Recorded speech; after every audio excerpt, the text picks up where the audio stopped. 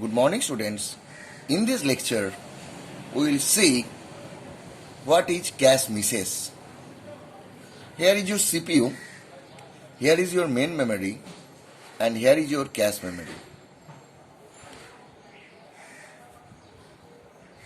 When a program is to be executed, the program is loaded into the main memory, and the uses of cache memory is the frequently uses of data or instruction.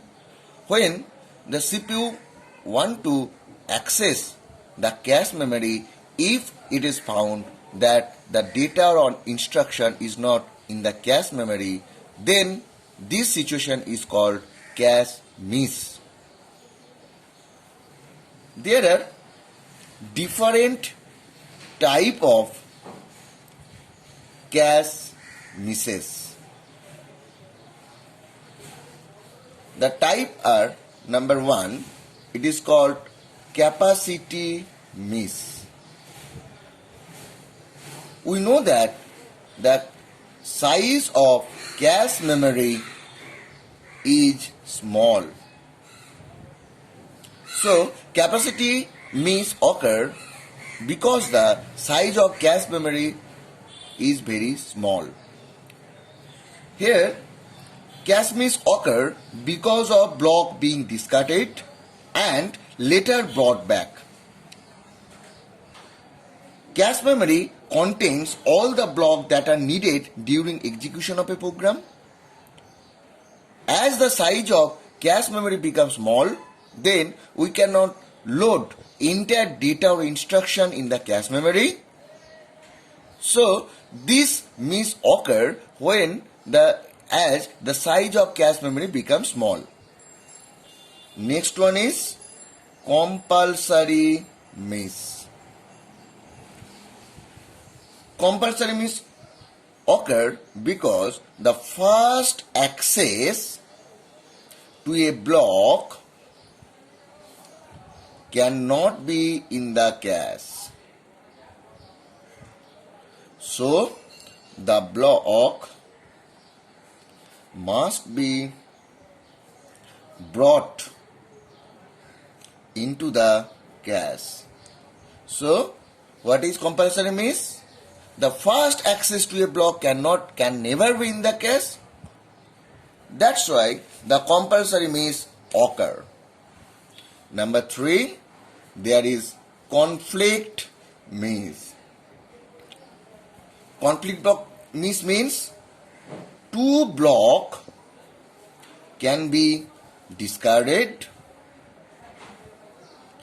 and later retrieved if too many blocks mapped to its set. At that time, the conflict miss occur. Next, we will found the solution of cache misses.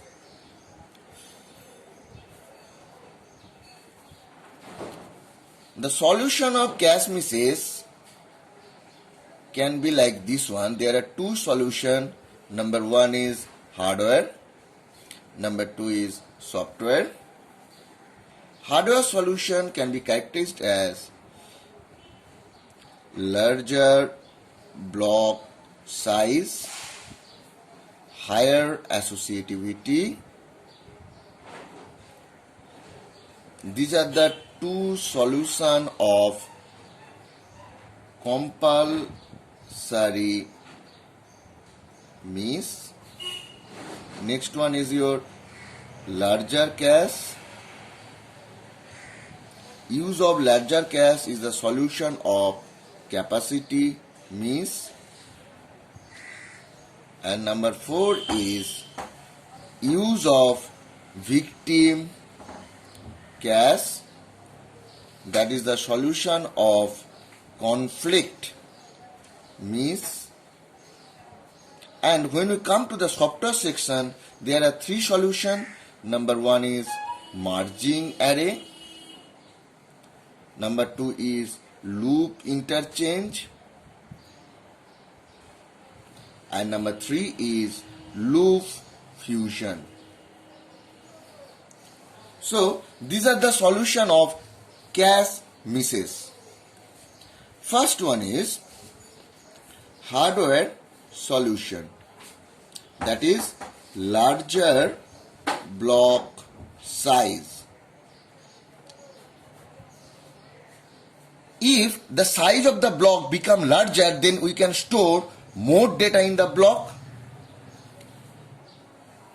Number B is higher associativity. Means if the associativity becomes higher, then we can store more data item under one index. Suppose if the associativity becomes two-way set associativity, then we can store there two pair of data and tag value. If the value of associativity becomes four-way, then we can store four pair of data and index data and tag under one index. If it become 8-way set associative, then we can store there 8 pair of data and index data and tag under one index. So the associativeness becomes higher, then we can store more data item under one index. This will reduce the miss. Number C, there is larger cache. If the size of the cache become larger, then we can store more data in the cache memory. That will reduce the capacity miss. And number D, use of victim cache. A fully associative cache called victim cache is placed between cache memory and main memory. So using a victim cache, we can avoid the conflict miss. Next one is some software solution. Number 1 is merging array. Some program refers multiple array in the same dimension at the same time. This creates a danger that these access will lead to a conflict. The danger is removed by combining this independent array into simple compound array. This is called merging array technique. Suppose integer value size and integer key size is defined in a program. We can define these two data types by using struct, where under struct we can define value and key. This is the example of merging arrays.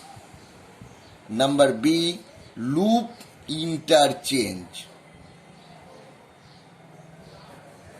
Some programs have nested loops that access data in memory in a non-sequential order. Simple exchanging the nesting of the loop can make the code access in the sequential order. Let us take an example. Suppose in a program it is written here for j equal to 0, j less than equal to 100, j plus plus. Next one is there is for I loop, for I equal to 0, I less than 100, I plus plus. It will access the data xij equal to 2 into xij.